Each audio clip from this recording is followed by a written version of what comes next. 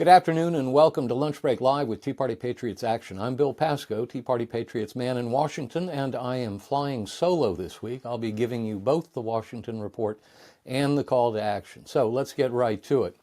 The House and Senate will return Tuesday and stay in session through Friday. Last week in the House came back on Wednesday and voted to pass two bills under suspension of the rules, including a bill to turn over from federal control to the control of the District of Columbia government the campus that encompasses the Robert F. Kennedy Stadium, where the Washington Redskins used to play football. On Thursday, the House passed three more bills under suspension, including H.R. 7463, the Extension of Continuing Appropriations and Other Matters Act, also known as the Continuing Resolution. We'll talk more about that in a moment. And then they were done. This week in the House will return on Tuesday with the first vote scheduled for 6:30 p.m. At that time, the House is scheduled to consider 13 bills under suspension of the rules. On Wednesday and Thursday, the House will consider H.R. 2799, the Expanding Access to Capital Act of 2023, and H.R. 7511, the Laken-Riley Act. On Thursday evening, the House will host Joe Biden for his third State of the Union address. In addition, the House will likely be voting on appropriations legislation, about which we will talk more in a moment. Last week in the Senate came back on Monday and voted to invoke cloture on the nomination of Jacqueline Becerra to be U.S. District Judge for the Southern District of Florida. On Tuesday, the Senate voted to confirm her to that position. Then the Senate voted to invoke cloture on and then to confirm the nominations of David Seymour Leibowitz to be U.S. District Judge for the Southern District of Florida and Hampton Y. Dellinger to be Special Counsel in the Office of Special Counsel. On Wednesday, the Senate voted to invoke cloture on and then to confirm the nominations of Julie Simone Snead to be U.S. District Judge for the Middle District of Florida and Melissa Damian to be U.S. District Judge for the Southern District of Florida. Then the Senate voted to invoke cloture on the nomination of Marjorie A. Rollinson to be Chief Counsel for the Internal Revenue Service and an Assistant General Counsel in the Department of the Treasury. On Thursday, the Senate voted to confirm her to those positions. Then the Senate voted to sustain the veto cast by President Biden when he rejected S.J. Res. 38. That was a Congressional Review Act resolution of disapproval of the rules submitted by the Federal Highway Administration relating to waiver of Buy America requirements for electric vehicle chargers. Then the Senate rejected by a vote of 13 to 79 a motion to discharge S.J. Res. 60 from the Committee on Foreign Relations. That resolution was a resolution providing for congressional disapproval of the proposed foreign military sale to the government of Turkey of certain defense articles and services. Then the Senate took up H.R. 7463, the Extension of Continuing Appropriations and Other Matters Act, also known as the CR. First up was an amendment offered by Kentucky Republican Senator Rand Paul to establish prohibitions relating to the purchase or sale of state or municipal securities. The amendment was defeated by a vote of 37 to 53.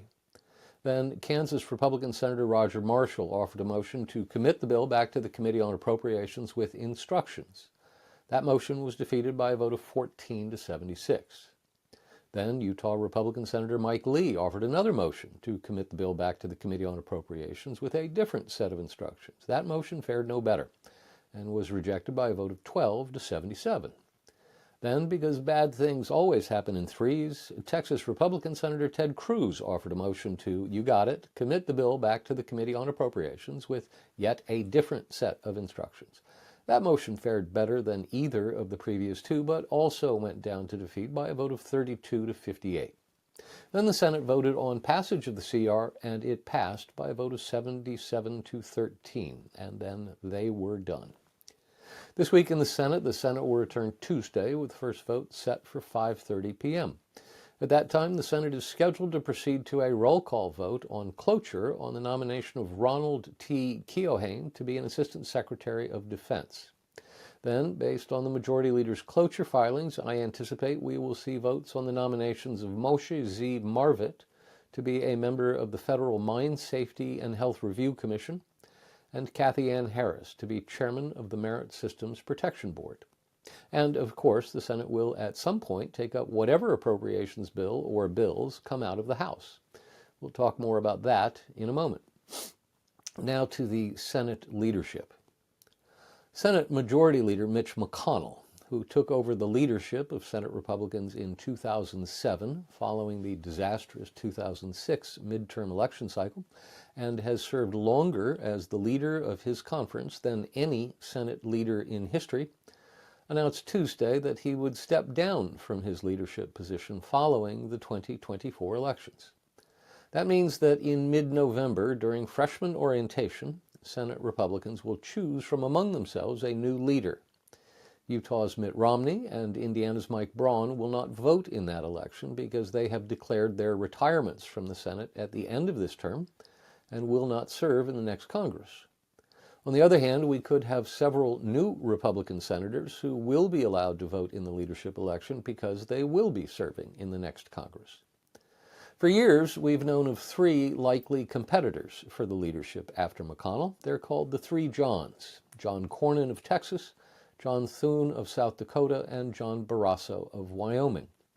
Cornyn served 2 terms as party whip and served a term as chairman of the NRSC and has given a ton of money to his colleagues over the years. John Thune is serving now as party whip and is close to McConnell. And John Barrasso serves now as conference chairman, the third ranking position in leadership after the leader and the party whip, and is closer to many of the conservatives in the conference. Others who may be interested in running include Florida's Rick Scott, who challenged McConnell for his position at the start of the current Congress, and maybe Montana's Steve Daines, who serves this cycle as chairman of the National Republican Senatorial Committee, and may help elect as many as 6 or 7 new Republican senators. Daines may be former President Trump's choice for the position. We've got an 8-month leadership contest to look forward to. I cannot remember the last time we had a leadership contest that lasted this long. Stay tuned.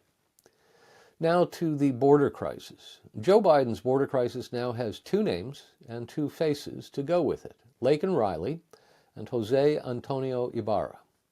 Laken Riley is the name of the 22-year-old female nursing student who was murdered while out for a run on a wooded trail near the University of Georgia's Athens campus on Thursday, February 22nd. Jose Antonio Ibarra is the name of the 26-year-old Venezuelan illegal immigrant who's been captured and charged with her murder. Ibarra entered the country illegally in September 2022, according to Immigration and Customs Enforcement. He was captured by CBP and released into the country after being held briefly. He was then arrested in New York City a year later and charged with reckless endangerment of a child and behaving in a manner injurious to a child, along with motor vehicle charges for driving an unregistered, uninsured vehicle. He was released before ICE could serve a detainer on him and made his way to Georgia, where in the fall of 2023, he was arrested for shoplifting $200 worth of material from a Walmart in Athens. But he apparently skipped his court date because there was a warrant out for his arrest when law enforcement authorities picked him up and arrested him on Friday, February 23rd. Remember those 2 names, Laken Riley and Jose Antonio Ibarra, because you're going to be hearing a lot of those 2 names over the next 8 months. Just a few days after Laken Riley's murder, the Gallup organization released a new survey showing that immigration has surged in the last month to become the most important problem facing the country. Last month, 20% of survey respondents said that. In the new survey released last Tuesday, 28% said so.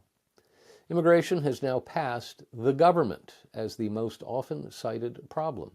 The 2 answers were tied for the top spot at 20% each for the months of January 2024 and December 2023. For the 11 months prior to that, from January to November 2023, the government ranked first each month. The last time immigration was listed as the top concern in a Gallup poll was 5 years ago, in July 2019. On Thursday, Joe Biden did something he's only done once before as president. He traveled to the southwest border for a photo op. It was an odd photo op because the advance staff decided to send him to Brownsville, Texas, where there were no illegal encounters recorded on Monday and only 34 in the first 3 days of the week. It was almost as if the White House wanted Biden to say, "See, there's no problem at the border. What are you talking about?"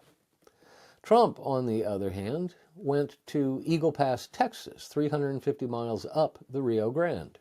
There, between February 25 and February 27, there were 1,273 illegal immigrants encountered. 3 days. And no one knows how many unknown gotaways. The split screen on MSNBC's Morning Joe Friday was hilarious. There was Biden by himself doing that oddly stiff walk from one place to another, while on the other side of the screen there was Trump surrounded by people as he pressed the flesh. It was a metaphor for the entire campaign so far, and it did not look good for Team Biden. Now to the Mayorkas impeachment trial. The House was only in session for 1 day last week. Consequently, the House did not send to the Senate the articles of impeachment against Department of Homeland Security Secretary Alejandro Mayorkas, and no action was taken on the impeachment trial. Nevertheless, reporters continued to ask around to try to figure out how Senate Majority Leader Schumer would address the issue. They reported that he was strongly considering moving a resolution to dismiss the case as soon as the last senator was sworn in as a juror. That is, he would allow all 100 senators to be sworn in as jurors, as is the procedure, and then he would immediately shut down the trial even before the House impeachment managers have the opportunity to present any evidence or make any argument.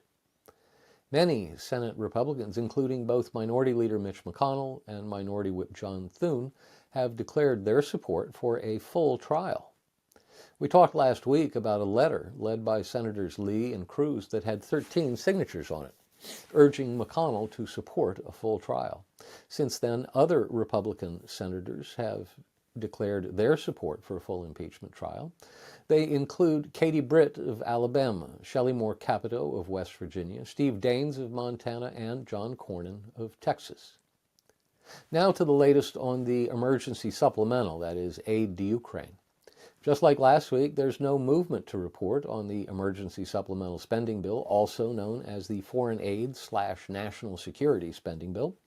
President Biden invited Speaker Johnson to join Biden and the other 3 leaders of Congress at the White House in an attempt to pressure Johnson to fold, but as of the end of the week, he still has not committed to putting that bill on the floor. Instead, it appears likely that another bill, slightly smaller, will get to the floor via a discharge petition. Now that New York Democrats have won back the seat in the 3rd District that was vacated when Republican George Santos was expelled from the House, the partisan breakdown in the House is 219 Republicans and 213 Democrats. So if all Democrats sign a new discharge petition, it would take 5 Republicans to sign it to get to 218. We have not seen such a discharge petition yet. We'll keep our eyes peeled. Now let's talk about government funding. Last Wednesday, the 4 congressional leaders, 2 in the House, 2 in the Senate, announced that they had come to agreement over the top-line spending levels for 6 of the 12 appropriations bills: military construction, veterans affairs, energy and water, agriculture and rural development, transportation, housing and urban development, commerce, justice, science, and interior environment. Once they had agreement in hand, it greased the skids for a vote the following day to give themselves an extra week on the funding front.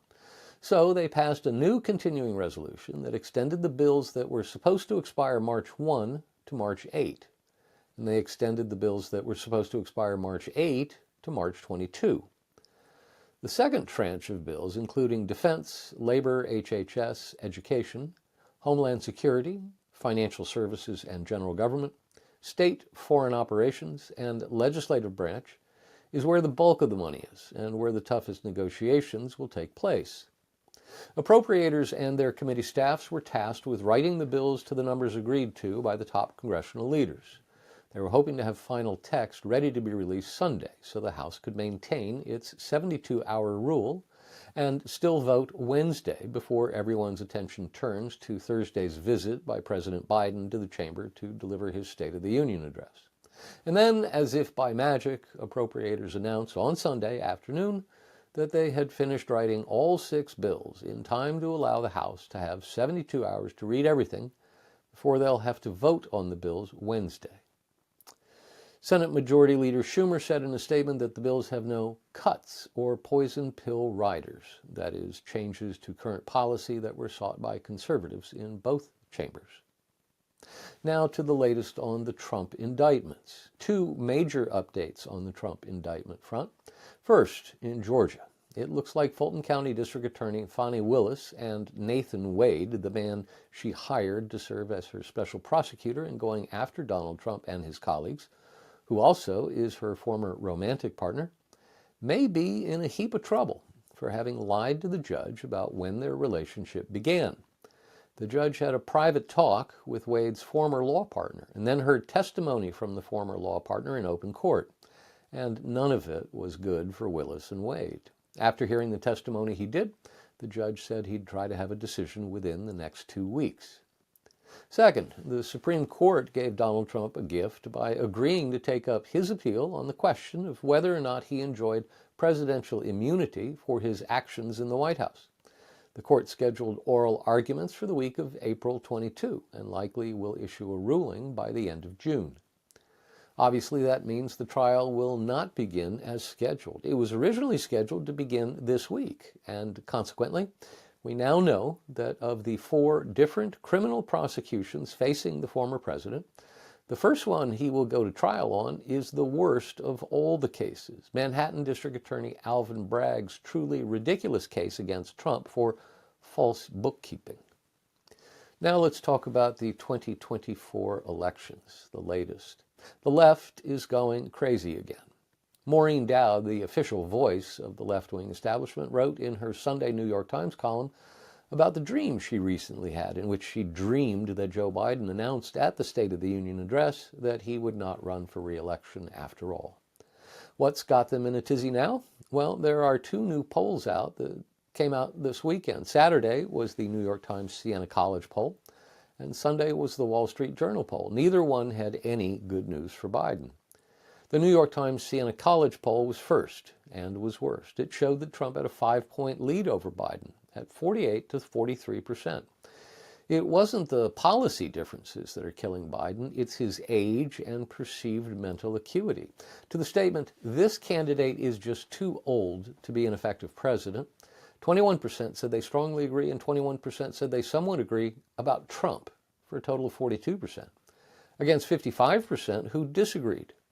But about Biden, fully 47% said they strongly agree, and another 26% said they somewhat agree, for a total of 73% who agree with that statement. Worse, in the crosstabs, we can see what people who voted for Biden in 2020 think now, and we see that 61% of those who say they voted for Biden in 2020 now say he's too old to lead the country effectively. The Wall Street Journal poll was a bit better for Biden. It showed him trailing Trump by just 2 points at 47 to 45%. Worse were the battleground state polls. Bloomberg released the survey midweek. It was taken in 7 key battleground states: Arizona, Georgia, Michigan, Nevada, North Carolina, Pennsylvania, and Wisconsin. Overall, the survey shows Trump leading Biden by 5 points at 48 to 43%. In Arizona, Trump leads by 6 at 49 to 43%. In Georgia, Trump leads by 6 at 49 to 43%. In Michigan, Trump leads by 2 at 46 to 44%. In Nevada, Trump leads by 6 at 48 to 42%. In North Carolina, Trump leads by 9 at 50 to 41%. In Pennsylvania, Trump leads by 6 at 49 to 43%. And in Wisconsin, Trump leads by 4 at 46 to 42%. In other campaign 2024 news, a Cook County Circuit judge in Illinois last Wednesday overruled the state's Board of Elections and knocked former President Trump off the Illinois primary ballot, largely basing her decision on the ruling by the Colorado Supreme Court that Trump had taken part in an insurrection and was therefore not qualified to serve in office. Judge Tracy Porter said that Trump had not been truthful when he said he was qualified to serve as president and therefore could not be listed on the ballot. In related news, the Supreme Court ruled this morning that the Colorado Supreme Court had no idea what it was talking about, and that the state of Colorado was wrong to bar former President Trump from the 2024 Republican presidential primary ballot. In light of the fact that Colorado is one of the 16 states that will hold its presidential primary on Super Tuesday, tomorrow, that ruling is well-timed. The court held that, quote, because the Constitution makes Congress, rather than the states, responsible for enforcing Section 3 against federal office holders and candidates, we reverse, end quote. Justice Barrett concurs in part and concurs in the judgment. She agrees that states do not have the power to enforce Section 3 against presidential candidates, but would not go further and address whether federal legislation is the only way that Section 3 can be enforced. Justices Kagan, Sotomayor, and Jackson, the three justices appointed by Democrat presidents, have an opinion concurring in the judgment, agreeing that Colorado may not throw Trump off the ballot, but then, they say, 5 other justices go further and, quote, decide novel constitutional questions to insulate this court and Trump from further controversy, end quote, by announcing, quote, that a disqualification for insurrection can occur only when Congress enacts a particular kind of legislation pursuant to Section 5 of the 14th Amendment, end quote, and they don't agree with that. The ruling is not just well-timed, it is also well-reasoned, and it should put to bed any thought by anybody on the left that they're going to knock Trump off the ballot in either the primaries or the general election, or even after the election, on the basis of an incorrect reading or application of the 14th Amendment to Trump and the January 6 riots. Now to the Jenny Beth Show. Episode 55 of the Jenny Beth Show dropped last Wednesday. It's another short but sweet episode featuring her interview with Matthew Martinez at Turning Point Action, recorded at the Restoring National Confidence Summit in Las Vegas, Nevada. The two discussed Turning Point Action's plans to move low-propensity Republicans to the polls. Highly recommended. And that's our Washington Report for this week. Now to the call to action. Following up the vote in the House to impeach DHS Secretary Alejandro Mayorkas, the 2 articles of impeachment will go this week to the Senate, which, according to the Constitution, is where a trial will take place. Except, as we've discussed, there's nothing in the Constitution that mandates that a trial take place. In fact, the last time someone in the executive branch who was not the president was impeached, that was a federal district judge from Louisiana back in 2010, the Senate shuffled it off to a committee which heard testimony in private, and then 9 months later, well after the 2010 election, recommended to the full Senate that it convict the judge, which the Senate promptly did. Secretary Mayorkas, by contrast, should be put on trial. The House managers should be allowed to present their evidence to the Senate, and every Senate Democrat should be required to go on the record and vote on whether or not Mayorkas deserves conviction. According to media reports, sentiment to demand a full impeachment trial for Secretary Mayorkas is growing inside the Senate Republican Conference. Minority Leader Mitch McConnell and Minority Whip John Thune both announced last week their belief that a full impeachment trial was warranted. So let's keep up the pressure. Call your 2 U.S. senators this week and urge them to demand a full trial for Secretary Mayorkas and urge them to vote to convict Mayorkas. That's the call to action for this week. As always, if you've got any questions, you can email us at jenny.beth@teapartypatriots.org. That's jenny.beth@teapartypatriots.org. And if you want me to answer a question on air, just add "for broadcast" to the subject line. Thanks for tuning in. We'll see you next week. Until then, be well and be active.